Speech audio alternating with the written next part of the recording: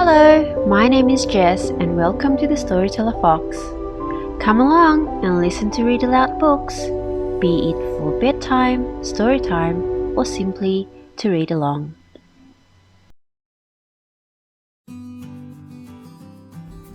This is a story of a once little boy named Stephen Hawking.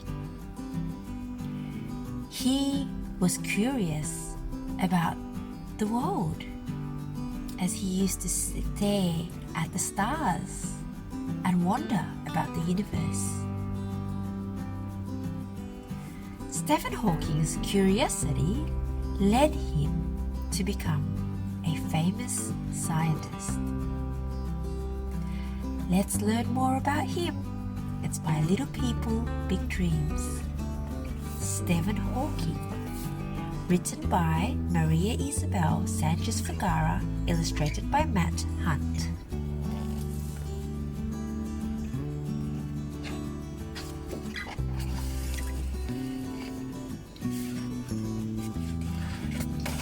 Little People, Big Dreams. Stephen Hawking. Written by Maria Isabel Sanchez Vergara, illustrated by Matt Hunt. By Francis Lidcombe Children's Books.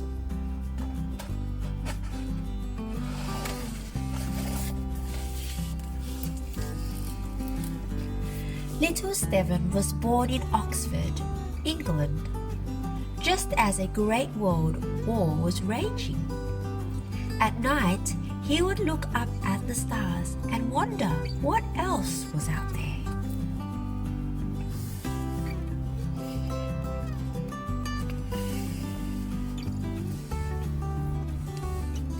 His parents loved science, as did Stephen and his 3 siblings. They all ate dinner with a knife, a fork, and the company of a good book.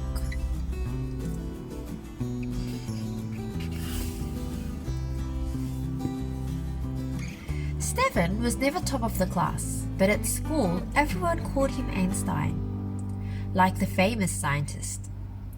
One day he built a computer from clock parts and an old telephone.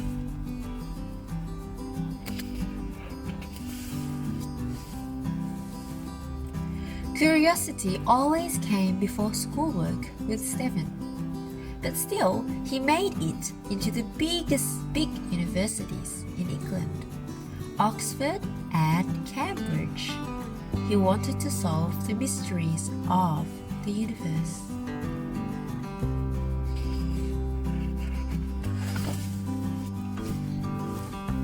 Stephen was busy enjoying himself studying cosmology when suddenly he started dropping things and tripping over for no reason.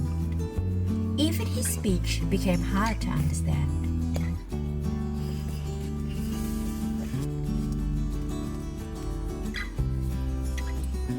Doctors told him that a rare disease was paralyzing his body and he had only 2 more years to live. Stephen felt like the whole universe was falling down around him.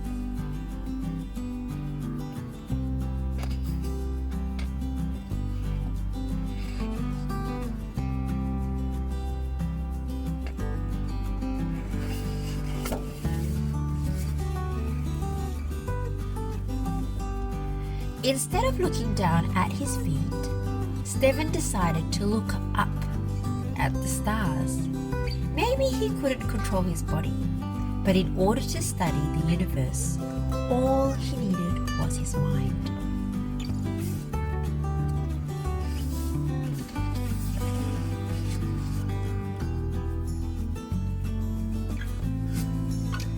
His wife Jane stood by his side and gave him all the support he needed.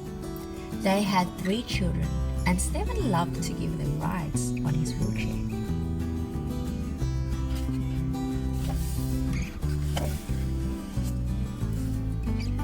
Stephen turned his attention to black holes, some of the strangest and most powerful objects in the galaxy.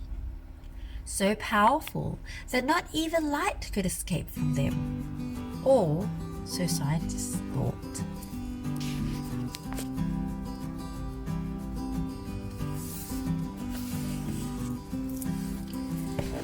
But Stephen proved that black holes were not so black after all. There was a tiny light escaping from them. It was named Hawking radiation.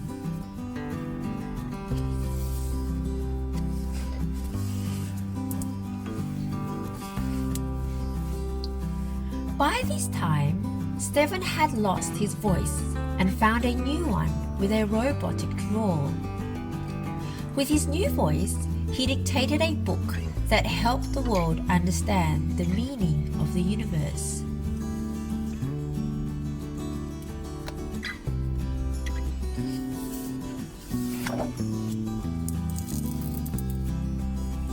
Stephen believed that one day humans would cross galaxies to live on faraway planets.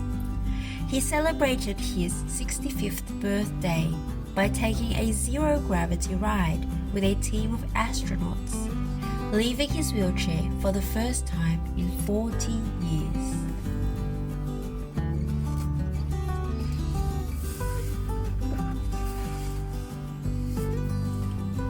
By becoming the most brilliant scientist of today, little Stephen made an alarming discovery.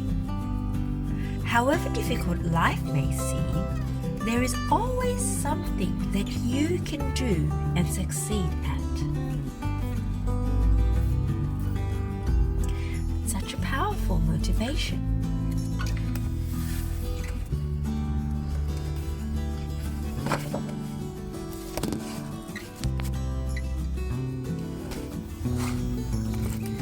This is the biography line of Stephen Hawking. So he was born in 1942 and he died in 2018. This is a picture of him when he was small in 1944. And another picture of him, it looks like he's on a boat and fishing at 1954. Then at 1962, this is a picture of Stephen Hawking. And lastly, in 2008, that's a picture of him.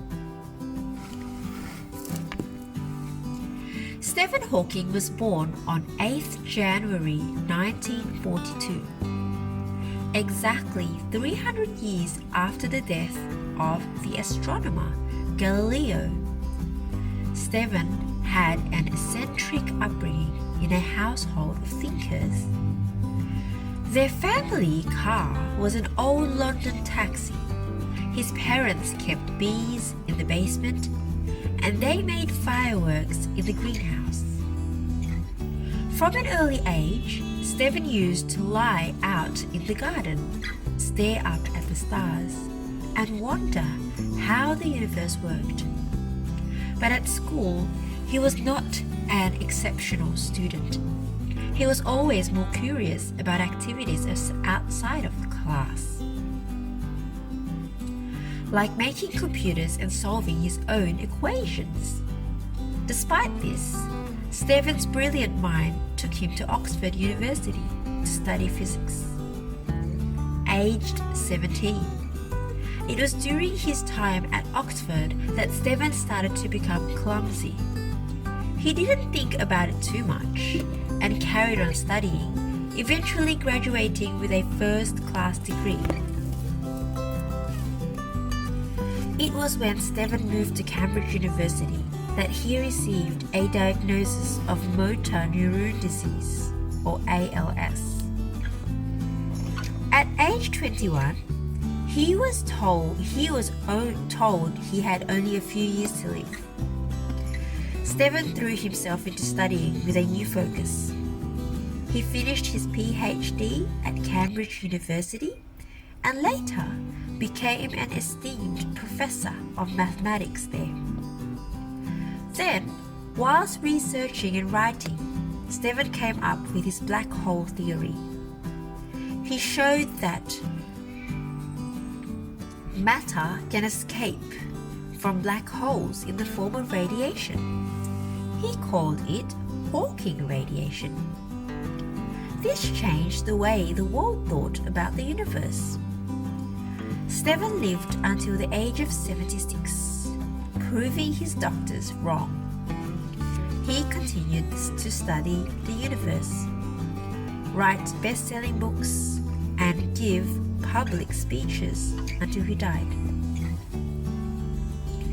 Stephen is remembered as a brilliant physicist who sent shockwaves through the world of modern science. And that is the story of Stephen Hawking. Today I have a very special book by our favorite illustrator and author, Julia Donaldson and Axel Scheffler. This book is such a great book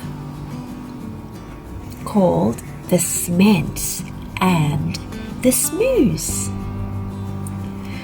So what do you think this book would be about? At the front cover, I can see two aliens. Would I call them aliens? Well, I could see two creatures. There is one that is in color red and another in color blue. So I guess that must be the Smeds and the blue must be the Smooths. And they look like they're in outer space or in another planet. But the interesting part is they're both smiling and they are holding hands. So does anyone have an idea what the Smed and the Smooths would be about? Well, I can't wait to get started. We'll go straight into the story and we'll see what the Smeds and the Smooths is all about.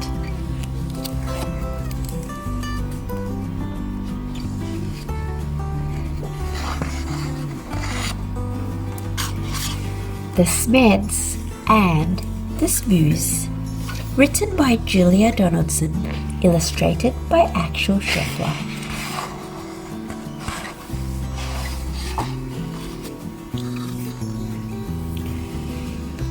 By a lullaby lake on a far-off planet, there lived a young Smed, and her name was Janet.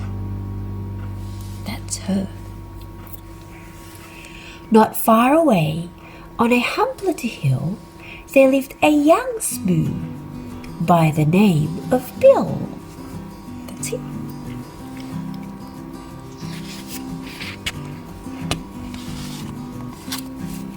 Janet, like all the Smeds, was red, and this is what her grandfather said.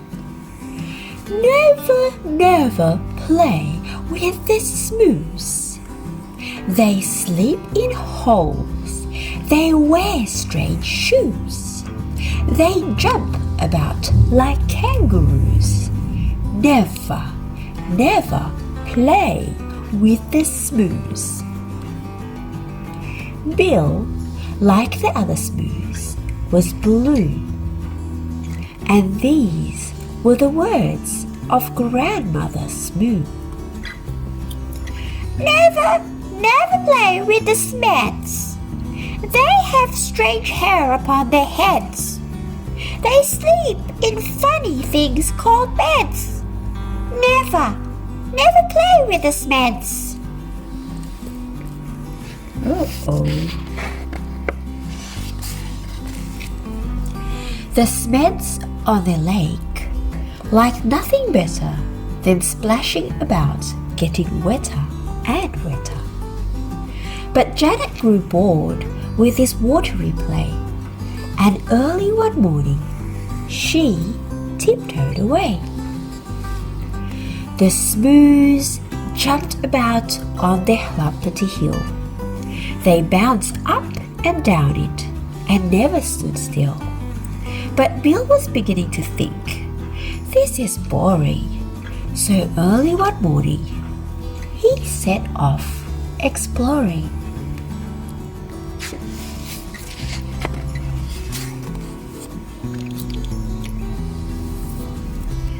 Janet met Bill in the whirlpool wood, where the truckles grew tall and the glumpoons smelled good.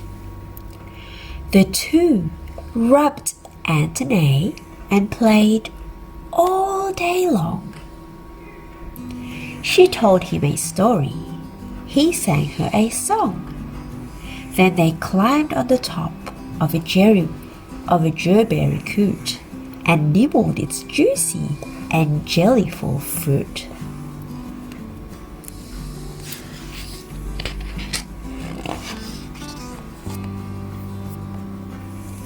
Till who should disturb them but Grandfather Smed, shaking his fist as he angrily said, "Never, never play with a smoo.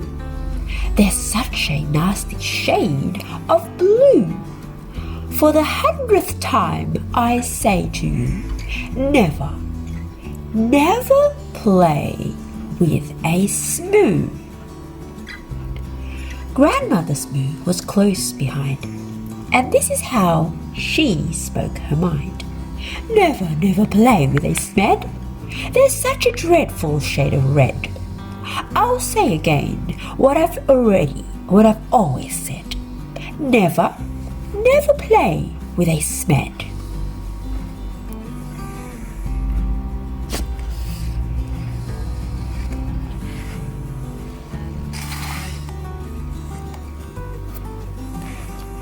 Years went by. On the far-off planet, Janet missed Bill, and Bill missed Janet. But off they crept whenever they could to sing and play in the whirlpool wood.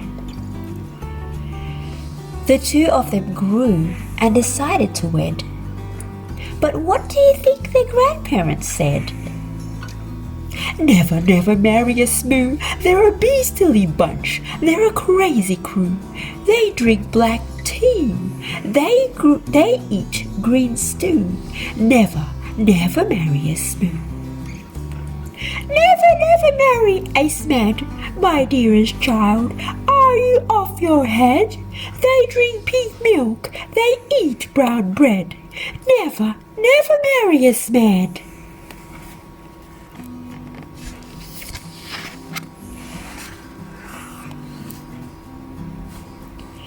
Janet and Bill stole out the night while their family slept, and the moon shone bright. They clambered into the Smed's red rocket. Grandfather Smed had forgotten to lock it. Bill pressed the button, and Janet steered.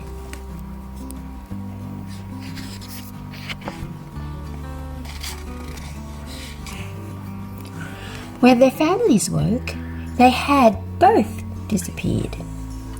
The Smed said, "Your Bill must have stolen our Janet and taken her off to a distant planet." The Smoo said, "It's Janet who's stolen our Bill and lured him away from the Humpledy Hill." The Smoos climbed into their rocket of blue, and they said to the Smeds, "You had better come too." Suspicious and scowling, they soared into space.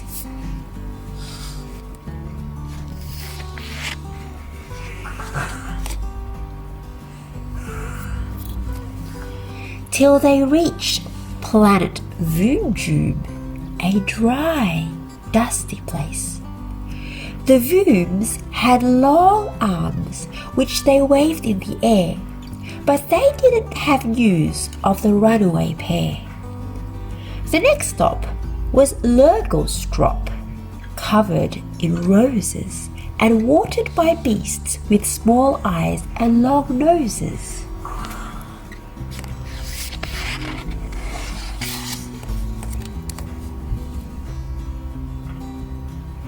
They touched down on Grimbletosh, coated in grime. They searched planet Glurch and found nothing but slime.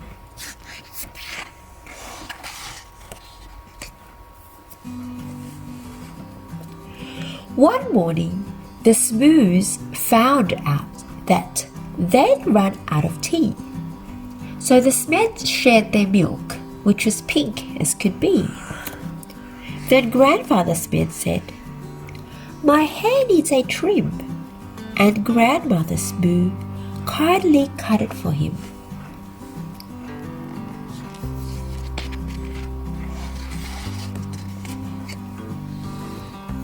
They landed on Skloop, where the Skloopies were kilts. They then flew to Klaboo, where the Clabs walked on stilts. They searched all year long, but they searched longer still. But they didn't find Janet. They didn't find Bill. "Alas," said the Smoos, and the Smed said, "Alack, we have failed in our quest. We had better come back." So they turned and flew home to their very own planet, and far down below them they saw Bill and Janet. The rocket touched down and they ran to the wood, where the truckles grew tall and the glompoons smelled good. And there in a glade by the rocket of red, where were the runaway Smoo and the runaway Smed. They'd got lost and flown home again, only to find that all of the others had left them behind. There was joy, jam, and jumping. Then Janet said, "Maybe you'd like to make friends with our dear little baby. A baby. A red one? A blue one? But no.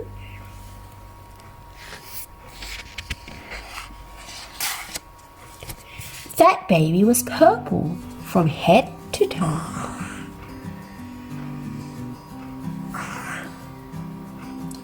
They all hugged the Smoo Smed, their new baby brother, and Grandpa and Gran even hugged one another. They laughed and they splashed and they danced with delight, and they played with that baby from morning till night. They made him a rattle, they made him a flute. They fed him the fruit of the gerberry coot.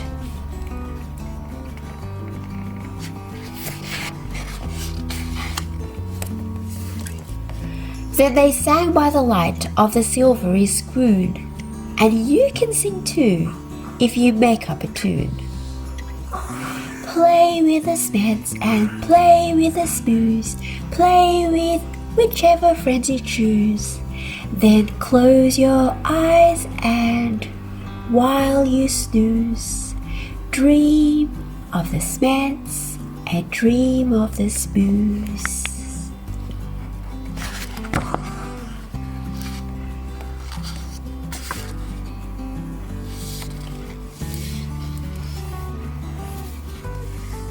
How did you like the story?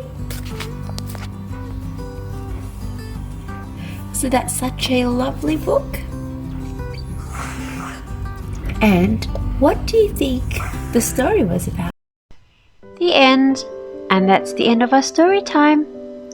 For more bedtime stories, you can check on our YouTube playlist or listen to more Storytime compilations at the Storyteller Fox. Thank you so much for watching. See you next time.